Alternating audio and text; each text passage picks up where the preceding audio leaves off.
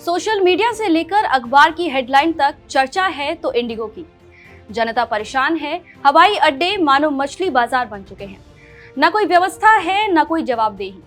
किसी को बताया जाता है फ्लाइट लेट हो गई है, तो किसी को बताया जाता है कि कैंसिल हो गई है। कुल मिलाकर देश भर के प्रमुख एयरपोर्ट्स पर जो अराजकता हुई, उसे देखते हुए केंद्र की मोदी सरकार ने इंडिगो को फ्लाइट ड्यूटी टाइम लिमिटेशन के नियमों को लागू करने के लिए अगले 3 महीने की छूट दे दी है।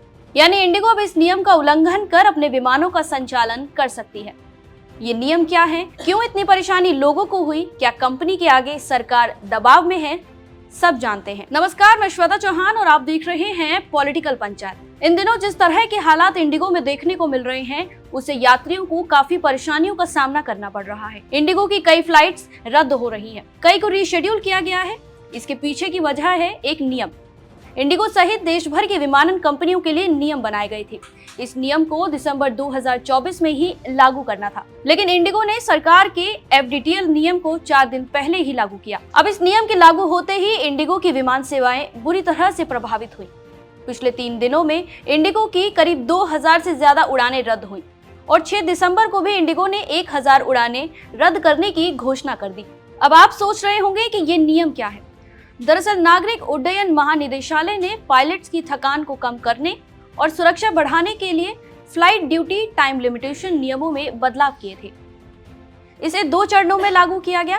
पहले फेज में क्रू के लिए साप्ताहिक आराम की अवधि बढ़ाई गई थी और इंडिगो ने इसे बिना किसी परेशानी के लागू कर लिया था। अब दूसरे फेज में रेड आई उड़ानें यानी देर रात की उड़ानों के लिए क्रू के इस्तेमाल पर कड़े प्रतिबंध लगाए गए। अब इस बदलाव के बाद रात 12 बजे से सुबह के 6 बजे के बीच फ्लाइट क्रू के लिए नाइट लैंडिंग की सीमा 6 से घटाकर 2 कर दी गई।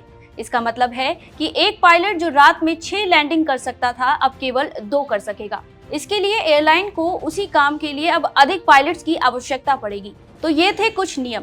अब इंडिगो की बात करें तो देश की घरेलू उड़ानों में इंडिगो की 65% की हिस्सेदारी है। यही वजह है कि पिछले 4 दिनों से देश के जो प्रमुख एयरपोर्ट्स हैं, वहां पर सबसे ज्यादा अव्यवस्था दिखाई दी। अब 5 दिसंबर को जब यात्रियों के हाहाकार की गूंज मोदी सरकार के कानों तक पहुंची, तो विमानन मंत्री राम मोहन नायडू ने कहा कि सरकार ने एफडीटीएल के नियमों को लागू करने के लिए इंडिगो को 3 महीने की छूट दे दी है। यानी अब इंडिगो सरकार के नियमों को फरवरी 2026 तक लागू कर सकती है। अब जाहिर है कि मोदी सरकार को इंडिगो की ब्लैकमेलिंग का शिकार होना पड़ा। सवाल उठता है कि जो नियम दिसंबर 2024 में लागू होने चाहिए थे, उसके लिए इंडिगो ने पिछले 1 साल में अतिरिक्त पायलट्स की भर्ती क्यों नहीं की? क्या इंडिगो कुछ और चाहता था?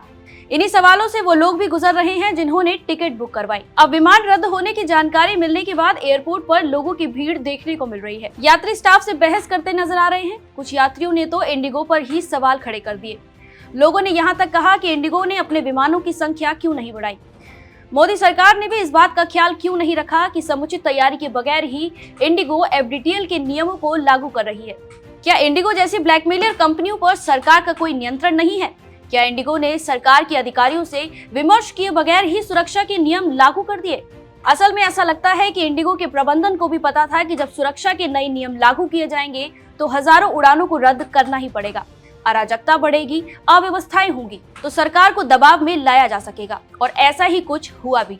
अब मोदी सरकार की मजबूरी है कि वे इंडिगो के सामने सरेंडर करे। आरोप है कि इंडिगो के मालिकों ने मोदी सरकार को ही ब्लैकमेल नहीं किया, बल्कि घरेलू यात्रियों को भी लूटा। एफडीटीएल की आड़ में जब इंडिगो ने अपनी उड़ानें रद्द कर दी, तब रद्द हुई उड़ानों के यात्रियों को ही 5 गुना अधिक में टिकट बेचे गए। एयरपोर्ट पर टिकट रद्द होने के बाद अब यात्री बस, रेलवे और प्राइवेट गाड़ियों का सहारा ले रहे हैं। यहाँ तक कि यात्रियों को अब इंडिगो की फ्लाइट रद्द होने के बाद ट्रेन से सफर करना पड़ रहा है। इंडिगो के पदाधिकारी लगातार कह रहे हैं कि व्यवस्था को जल्द ही सुदृढ़ कर लिया जाएगा, लेकिन हालात जल्द ही सही होते नजर नहीं आ रहे हैं। अब आप ये भी सोच रहे होंगे कि आखिर इंडिगो पर इतना असर क्यों पड़ा और टाटा या किसी और एयरलाइंस पर नहीं? तो इसके 3 कारण हैं। पहला, इंडिगो का लो कॉस्ट मॉडल और हाई यूटिलाइजेशन। इंडिगो एक लो कॉस्ट कैरियर है। इसका मुनाफा विमानों और क्रू के अधिकतम उपयोग पर निर्भर करता है। इसके विमान और क्रू अन्य भारतीय एयरलाइंस की तुलना में ज्यादा घंटे उड़ान भरते हैं। दूसरा, उड़ानों की अधिक संख्या। इंडिगो के पास अन्य एयरलाइंस की तुलना में हाई वॉल्यूम नाइट फ्लाइट्स हैं। 400 से ज्यादा विमानों के साथ ये 90 घरेलू और 45 अंतर्राष्ट्रीय गंतव्यों को जोड़ती है। ऐसे में रात के समय लैंडिंग पर कैप लगने से एयरलाइन बुरी तरह प्रभावित हुई। तीसरा, इंडिगो कम से कम स्टाफ के साथ काम करने के मॉडल पर चलती है। इंडिगो के लिए 10% उड़ानें रद्द होने का मतलब है 230 उड़ानें, जो एक बहुत बड़ी संख्या है। वहीं देश की दूसरी सबसे बड़ी एयरलाइन एयर इंडिया इंडिगो की तुलना में आधे से भी कम उड़ानें संचालित करती है, इसलिए उन पर प्रभाव कम दिखता है। अब यहाँ ध्यान देने वाली बात यह है कि एफडीटीएल के नियमों की वजह से इंडिगो की कुछ उड़ानें रद्द हुई, लेकिन आधी उड़ानें जारी रही, जिसको लेकर भी सवाल उठने लगे कि क्या इंडिगो ने जनता को लूटने का काम किया। जब समस्या कंपनी की थी तो फिर यात्रियों को परेशान क्यों किया गया। ये सवाल इंडिगो से पूछने वाला कोई नहीं है कि वे सामान्य दर से 5 गुना अधिक दर क्यों वसूल रही है। और अब इंडिगो ने भी ये जता दिया है कि भारत में यदि किसी कंपनी का एकाधिकार है तो वह सरकार और यात्रियों को एक तरह से ब्लैकमेल कर सकती है, या यूं कहें कि नियमों को छोड़कर कंपनी अपने मन मुताबिक ही चलेगी। ध्यान देने वाली बात यह है कि घरेलू उड़ान सेवाओं पर इंडिगो का 65% तक कब्जा है, इसलिए सरकार को एक लुटेरी कंपनी के सामने झुकना पड़ा। एयरपोर्ट पर अराजकता को देखते हुए मोदी सरकार के विमानन मंत्री नायडू ने जांच कमेटी की घोषणा की है। सवाल उठता है कि जिस सरकार ने ही इंडिगो को इतनी छूट दी है, वह सरकार अब किस बात की जांच कराएगी। देश की जनता ने इंडिगो के सामने केंद्र सरकार की लाचारी देख ली है।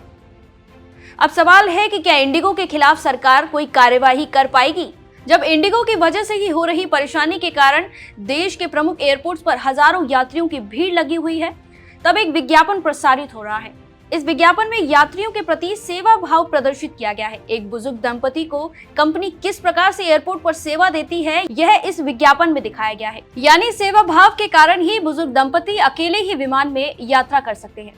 यहाँ आपको मालूम होना चाहिए कि देश के प्रमुख एयरपोर्ट्स के रखरखाव की जिम्मेदारी ठेके पर ले रखी है, और दूसरी तरफ कंपनी ये दिखाना चाहती है कि उनके पास जो एयरपोर्ट्स हैं उन पर यात्रियों का कितना ख्याल रखा जाता है। लेकिन अब एयरपोर्ट पर पैर रखने तक की जगह नहीं है। लोग चिल्ला रहे हैं, सवाल उठा रहे हैं, किसी का एग्जाम छूट रहा है तो कोई नौकरी पर नहीं जा रहा, खिलाड़ी तक समय से नहीं पहुंच रहे हैं। एक राहत की खबर यह है कि उड़ानों के रद्द होने के बाद यात्रियों द्वारा बड़ी संख्या में रिफंड की शिकायतें दर्ज कराई जा रही थी, जिसके बाद मंत्रालय ने इंडिगो को निर्देश दिया है कि वह सभी लंबित रिफंड 7 दिसंबर 2025 रात 8 बजे तक अनिवार्य रूप से पूरा करे। इसके साथ ही एयरलाइंस को यह भी आदेश दिया गया है कि जिन यात्रियों की यात्रा रद्द या प्रभावित हुई है, उनसे किसी भी प्रकार का रीबुकिंग या रीशेड्यूलिंग चार्ज नहीं लिया जाएगा। मगर ये फैसले ऊंट में जीरे के समान ही नजर आते हैं। सरकार को जनता के हित को ध्यान में रखना चाहिए। आज के लिए बस इतना ही। अगर आपको ये जानकारी अच्छी लगी हो तो वीडियो को लाइक और शेयर करें और चैनल को सब्सक्राइब करना ना भूलें।